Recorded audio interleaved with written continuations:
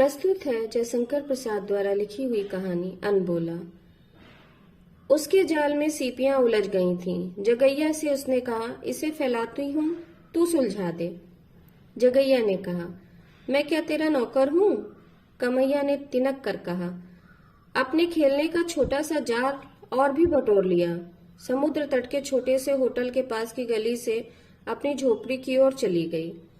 जगैया उस अनखाने का सुख लेता सा गुनगुना कर गाता हुआ अपनी खजूर की टोपी और भी तिरछी करके संध्या की शीतल बालुका को पैरों से उछालने लगा।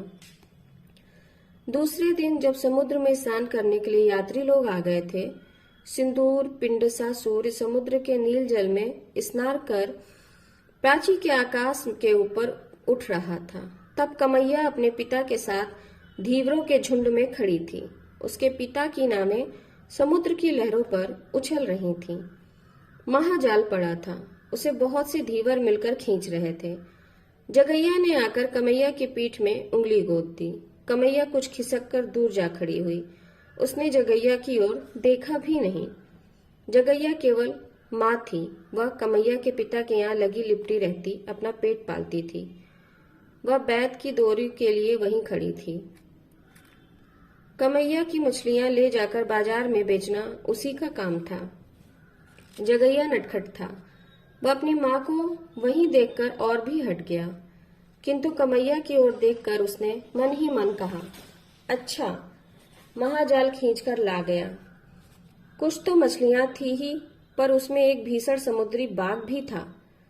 दर्शकों के झुंड जुट पड़े। कमैया के पिता से कहा गया उसे जाल में से निकालने के लिए, जिससे प्रकृति की उस भीषण कारीगरी को लोग भली भांति देख सकें, लोभ स्मरण न कर सके। उसने समुद्री बाघ को जाल से निकाला। एक खूंटे से उसकी पूंछ बांध दी गई। जगैया की माँ अपना काम करने की धुन में जाल में मछलियां पकड़कर दौरी में रख रही थीं। समुद्री बाघ भालू की विस्तृत बेला में एक बार उछला। जगैया की माता का हाथ उसके मुंह में चला गया। कोलाहल मचा, पर बेकार। बेचारी का हाथ चबा गया। दर्शक लोग चले गए।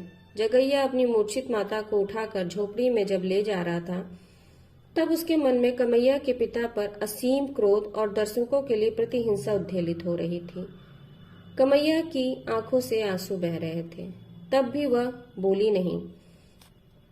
कई सप्ताह से महाजाल में मछलियां नहीं के बराबर फंस रही थीं। चावलों की बोझाई तो बंद थी, नावें बेकार पड़ी थीं।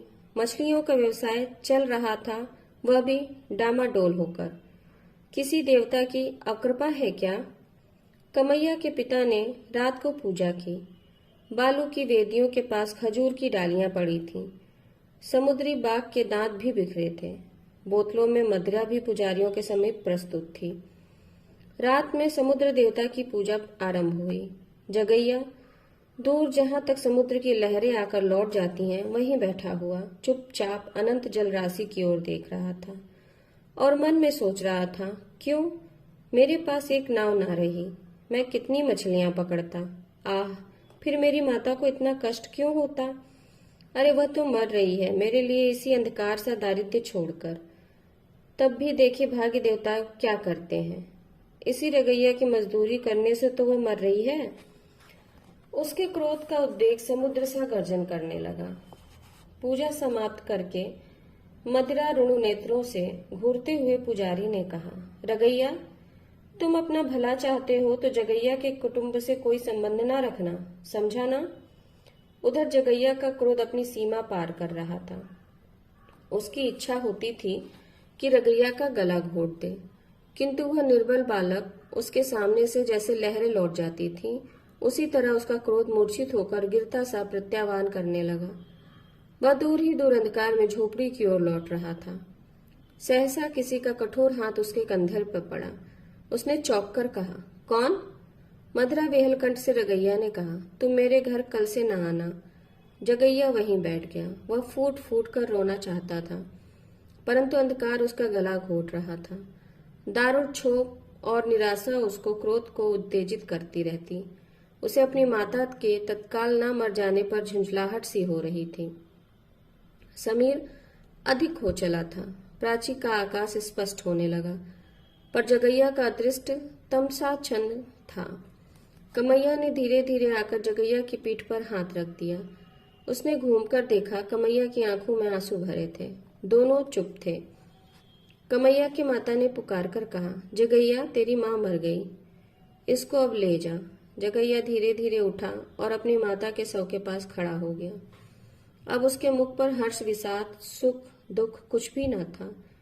उससे कोई बोलता न था और वह भी किसी से बोलना नहीं चाहता था। परंतु कमैया भीतर ही भीतर फूट फूट कर रो रही थी।